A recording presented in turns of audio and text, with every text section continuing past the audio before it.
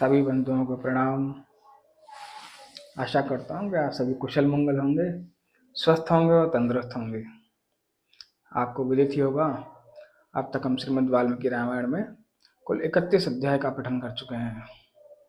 पिछले अध्याय में हमने पढ़ा था कि मिथिला नरेश राजा जनक जी के यज्ञ के आमंत्रण आया था, जिसमें मुनि विश्वामित्र जी और अन्य ऋषियों के साथ श्री राम और लक्ष्मण उनके साथ गए थे। फिर मार्ग में उन्होंने सोनभद्र के तट पर अपना विश्राम स्थान बनाया।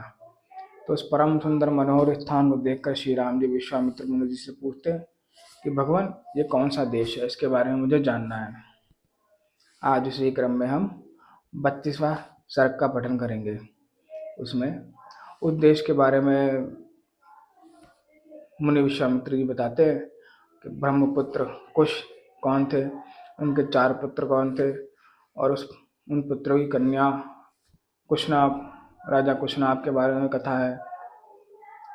तो आनंद आने वाला है। चलिए पठन शुरू करते हैं। जय श्री सीताराम। बालकांडे द्वात्रिंशः सर्गः। इस सर्ग में ब्रह्मपुत्र कुश के 4 पुत्रों का वर्णन, सोनभद्र तटवर्ती प्रदेश को वसु की भूमि बताना, कुशनाभ की 100 कन्याओं का वायु के कोप से कुब्जा होने का वर्णन है। अब कथा।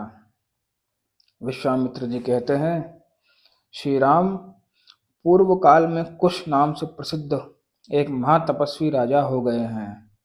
वे साक्षात ब्रह्मा जी के पुत्र थे।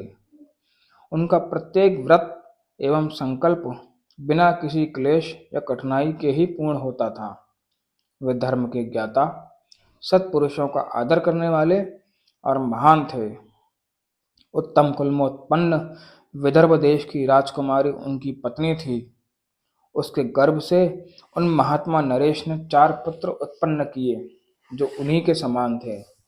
उनके नाम इस प्रकार हैं, कुशाम्ब, कुशनाभ, असूर्तरजस तथा वसु। ये सब के सब तेजस्वी तथा महान उत्साही थे।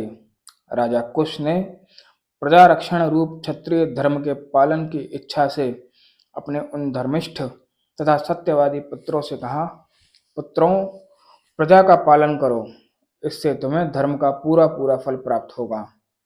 अपने पिता महाराज कुश की यह बात सुनकर उन चारों लोक शिरोमणि नरश्रेष्ठ राजकुमारों ने उस समय अपने अपने लिए पृथक नगर निर्माण करवाया।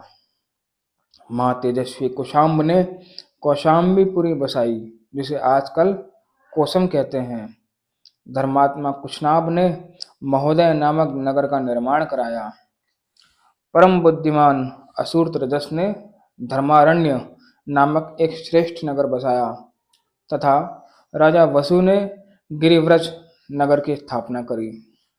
महात्मा वसु की यह गिरिव्रज नामक राजधानी वसुमती के नाम से प्रसिद्ध हुई। इसके चारों ओर ये 5 श्रेष्ठ पर्वत सुशोभित होते हैं। ये रमणीय नदी दक्षिण पश्चिम की ओर से बहती हुई मगध देश में आई है, इसीलिए यहाँ सुमागधी नाम से विख्यात हुई। यह इन 5 श्रेष्ठ पर्वतों के बीच में माला की भांति सुशोभित हो रही है। श्री राम, इस प्रकार मागधी नाम से प्रसिद्ध हुई यह सोन नदी पूर्वोक्त महात्मा वसु से संबंध रखती है। रघुनंदन, यह दक्षिण पश्चिम से आकर पूर्वोत्तर दिशा की ओर प्रभावित हुई है। इसके दोनों तटों पर सुंदर क्षेत्र यानी उपजाऊ खेत हैं। अतः यह सदा सस्य मालाओं से अलंकृत यानी हरी भरी खेती से सुशोभित रहती है। रघुकुल को आनंदित करने वाले श्री राम धर्मात्मा राजर्षि कुशनाभ ने घृताची अप्सरा के गर्भ से परम उत्तम 100 कन्याओं को जन्म दिया। वे सब के सब सुंदर रूप लावण्य से सुशोभित थी। धीरे धीरे युवावस्था में आकर उनके सौंदर्य को और भी बढ़ा दिया। रघुवीर, एक दिन वस्त्र और आभूषणों से विभूषित होकर वे सभी राजकन्याएं उद्यान भूमि में आकर वर्षा ऋतु में प्रकाशित होने वाली विंदुन मालाओं की भांति शोभा पाने लगी। सुंदर अलंकारों से अलंकृत हुई वे अंगनाएं गाती बजाती और नृत्य करती हुई वहां परम आमोद प्रमोद में मग्न हो गईं। उनके सभी अंग बड़े मनोहर थे। इस भूतल पर उनके रूप सौंदर्य की कहीं भी तुलना नहीं थी। उस उद्यान में आकर वे बादलों की ओट में कुछ कुछ छिपी हुई तरिकाओं के समान शोभा पा रही थी। उस समय उत्तम गुणों से संपन्न तथा रूप और यौवन से सुशोभित हो उन सब राजकन्याओं को देखकर सर्वस्वरूप वायु देवता ने उनसे इस प्रकार कहा, सुंदरियों, मैं तुम सबको अपनी प्रेयसी के रूप में प्राप्त करना चाहता हूँ। तुम सब मेरी भार्याएं बनोगी।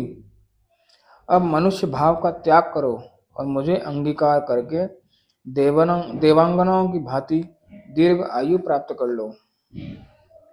विशेषतः मानव शरीर में जवानी कभी स्थिर नहीं रहती, प्रतिक्षण क्षीण होती जाती है। मेरे साथ संबंध हो जाने पर तुम लोग अक्षय यौवन प्राप्त करके अमर हो जाओगी। अनायास ही महान कर्म करने वाले वायुदेव का यह कथन सुनकर वे 100 कन्याएं अवहेलना पूर्वक हंसकर बोली, सुरश्रेष्ठ, आप प्राण वायु के रूप में समस्त प्राणियों के भीतर विचरते हैं, अतः सबकी बातें मन की बातें जानते हैं। आपको यह मालूम होगा कि हमारे मन में आपके प्रति कोई आकर्षण नहीं है।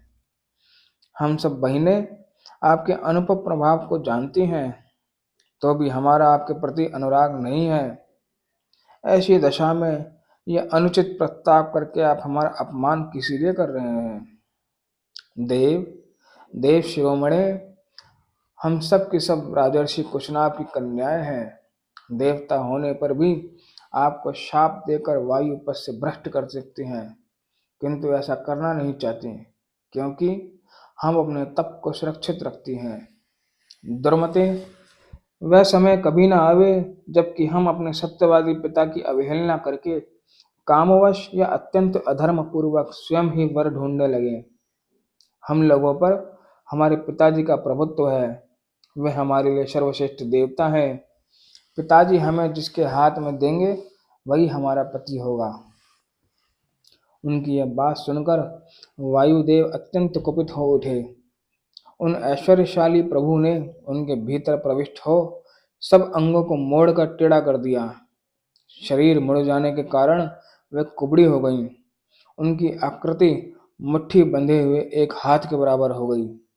वे भय से व्याकुल हो उठी। वायुदेव के द्वारा कुबड़ी की हुई उन कन्याओं ने राजभवन में प्रवेश किया। प्रवेश करके वे लज्जित और उद्विग्न हो गईं। उनके नेत्रों से आंसुओं की धाराएं बहने लगीं। अपनी परम सुंदरी प्यारी पुत्रियों को कुब्जता के कारण अत्यंत दयनीय दशा में पड़ी देख राजा कुशनाभ घबरा गए और इस प्रकार बोले, पुत्रियों, यह क्या हुआ? बताओ, कौन धर्म की अवहेलना करता है? किसने तुम्हें कुबड़ी बना दिया जिससे तुम तड़प रही हो, किंतु कुछ बताती नहीं हो? यूं कहकर राजा ने लंबी सांस खींची और उनका उत्तर सुनने के लिए वे सावधान होकर बैठ गए। इस प्रकार श्री वाल्मीकि निर्मित आर्ष रामायण आदि काव्य के बालकांड में 32वां सर्ग पूरा हुआ। धन्यवाद।